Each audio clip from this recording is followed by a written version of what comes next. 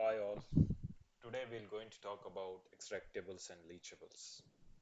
So first of all, we'll discuss about the what is the definition of extractables and leachable. What is the difference between these two and what conditions these are get released into our product. So first we'll discuss about the extractables. So these are the chemical substances that can be extracted. So we have to focus on this word extracted from the packaging material under the aggressive laboratory conditions. So here the name itself suggests we will be going to extract out, and for extraction we need to use some aggressive conditions or some laboratory condition in order to extract something, and these are identified during the control extraction studies.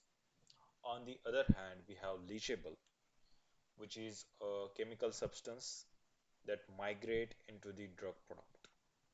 This is migrating into drug product and we are not trying to extract it. Even the condition that we have put, they are the normal storage conditions.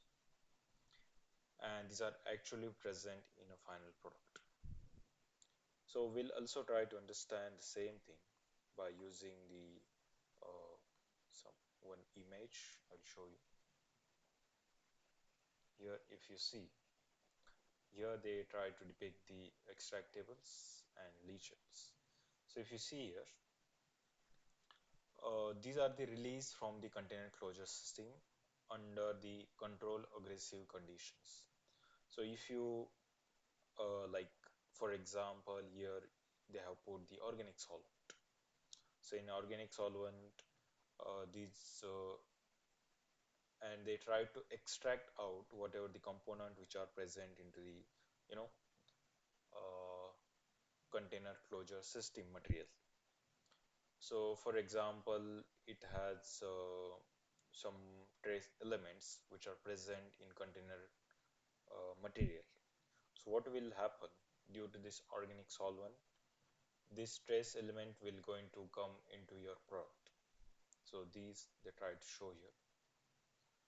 Even in some of the condition for extraction, they increase the temperature of the extraction solvent, and that's how they try to evaluate whether this container closure material that they have used to make the container is it like is it has some impurities inside, and can these be controlled. So that's all about the extractables. And leachables, these are get passively released, so you are not applying any aggressive condition or laboratory conditions. Simply you have put your drug product into the container, and the at the normal condition passively these are get released into your product. So this is the difference between the extractables and leachables, and these both should be controlled in our final product. So here they try to establish relationship like extractables are the potential contaminants and leachables are the actual contaminants. So why they are saying like this? If you see, leachables are going to release at the normal condition even if you not applied any laboratory condition or any harsh condition, then also leachables will going to release into your product. So that's why these are called as actual contaminants. But extractables, there is chances if any like while storage, if there is change in the temperature, change in temperature, for example, or if the like it's stored for the prolonged period of time under the variable conditions. In that cases, there are chances that these impurities will going to release into your final product. So that's chances. That's why it's called as potential contaminants. they may or may not get released into your final product.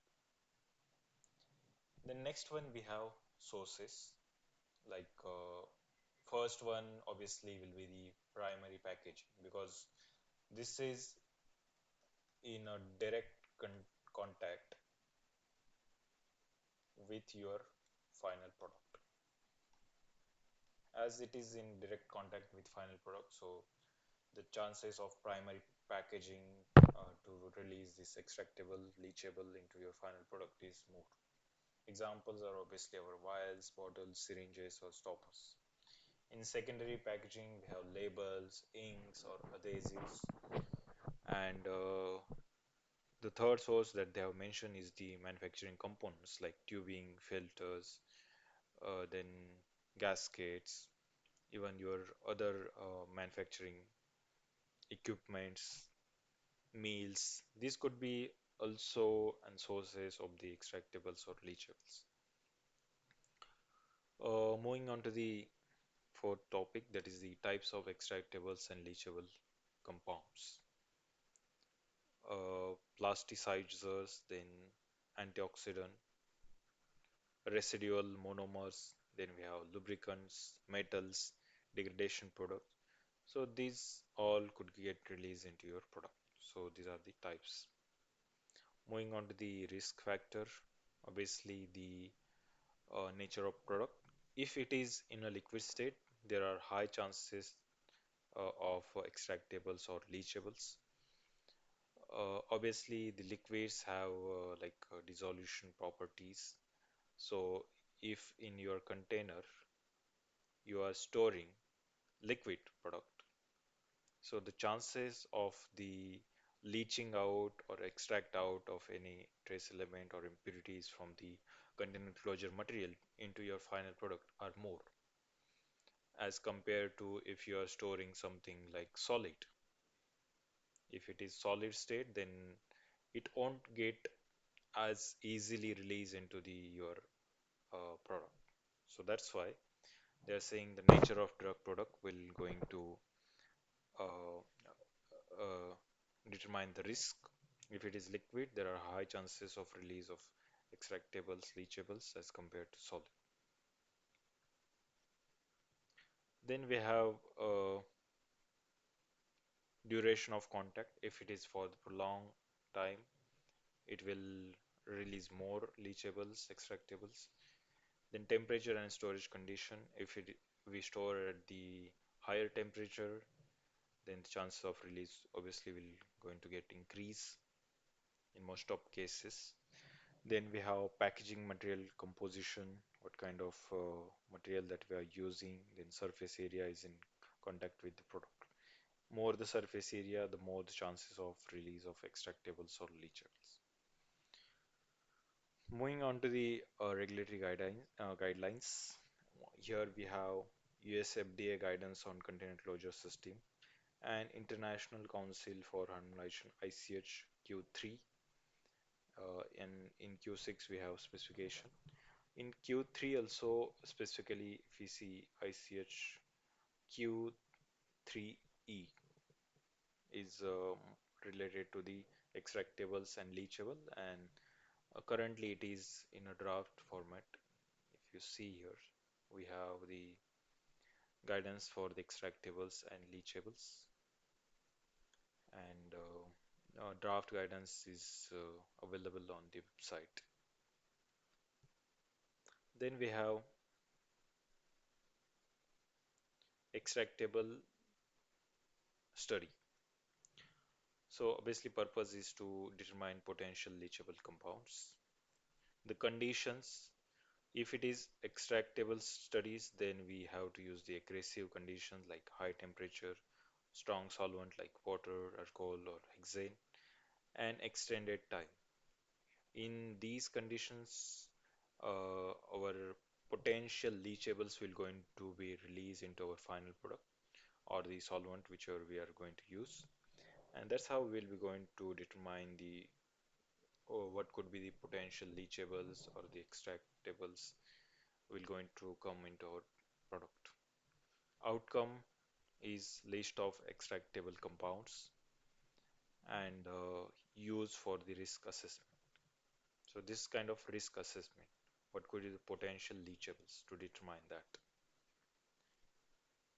Then in leachable study, obviously we know the leachable study will be going to carry it out at the normal condition and not at the aggressive condition or the some specified laboratory condition.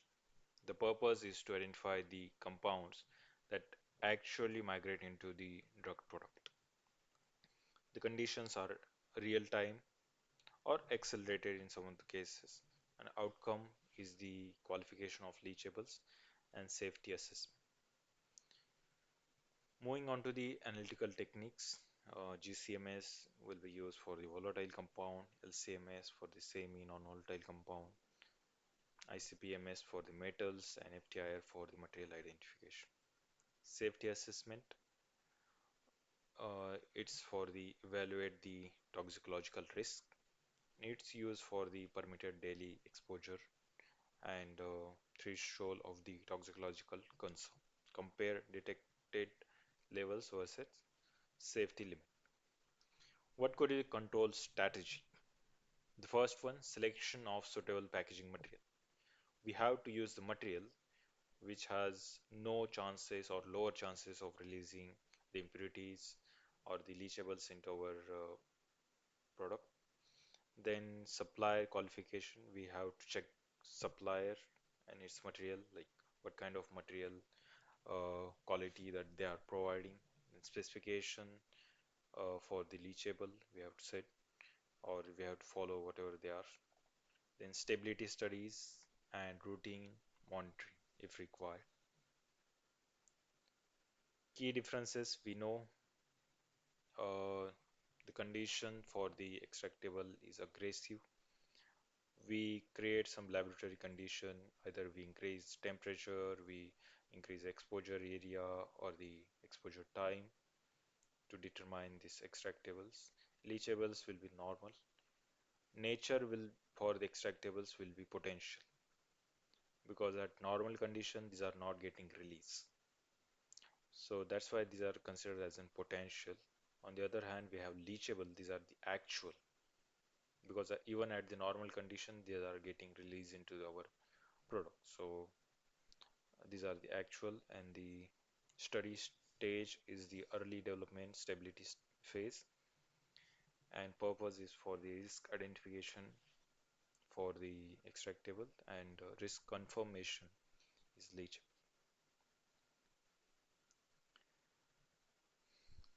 So what key point we have to remember here? First one is the extractable and leachable ensures the product safety and quality.